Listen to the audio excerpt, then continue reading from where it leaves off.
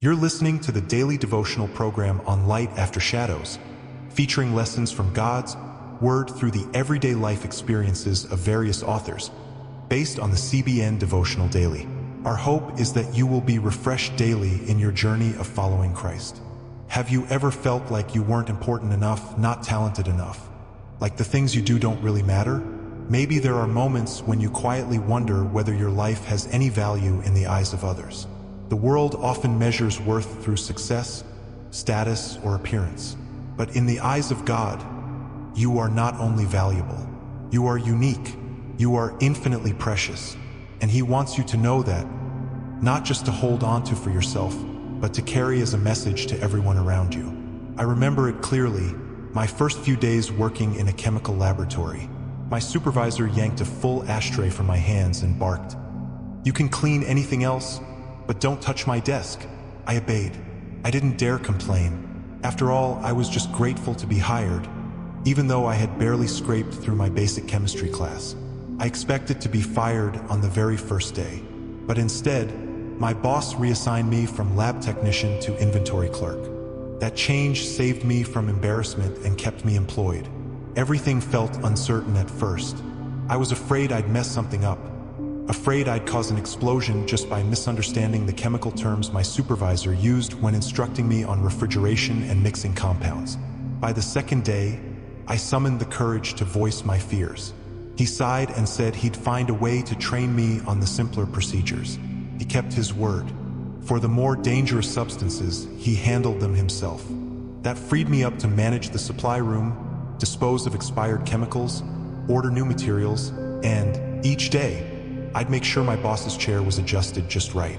Sometimes, I'd even pluck a small fresh flower and leave it neatly at the edge of his desk. I'd blow the ashes from the tray onto the floor just to have a reason to sweep again. Still, deep inside, I kept asking myself, am I really helping him? I never once saw him empty that ashtray. But slowly, I began to see. It wasn't just the ashtray that needed clearing. My supervisor often turned to cigarettes and alcohol to numb the pain in his life. And one day, the higher-ups noticed. A harsh argument erupted. I stayed quiet, but I prayed. I prayed that the kindness he had shown me would return to him, that he wouldn't lose everything.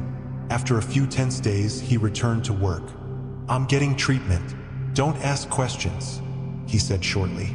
I simply nodded, adjusted his chair, and began cleaning around him. When he lifted his feet so I could sweep beneath him, he pointed at a spot I missed. I smiled and swept it clean. And even though I knew he'd scold me, I dared once more to lift the overflowing ashtray. But he won, stayed right where it was, untouched, off limits.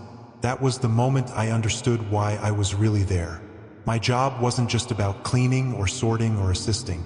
I was there for something greater, to remind my boss that he still mattered, that someone saw him, that someone cared. In John 4 verse 29, the Samaritan woman exclaims, "Come, see a man who told me everything I ever did. Could this be the Christ?" She had a broken past. She was an outcast, but Jesus didn't avoid her.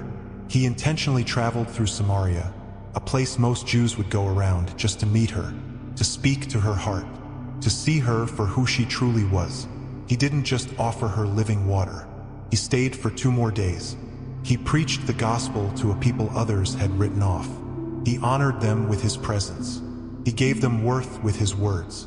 Jesus didn't see shame, he saw a soul. He didn't focus on their past, he saw their purpose. Friend, who is that person in your life today? Who is the weary boss, the isolated soul, the misunderstood woman that God has placed in your path? Maybe you don't feel like a preacher or a counselor. Maybe all you can do is adjust a chair or offer a kind glance. But maybe that's exactly what God will use. Prayer isn't just bowing your head in a quiet moment. Prayer can look like tidying someone's space with love. Prayer can be seen in the gentleness of your tone, in your silence during an argument, in the decision to pray for someone instead of gossiping about them. Prayer is when your actions speak of value, long before your words do.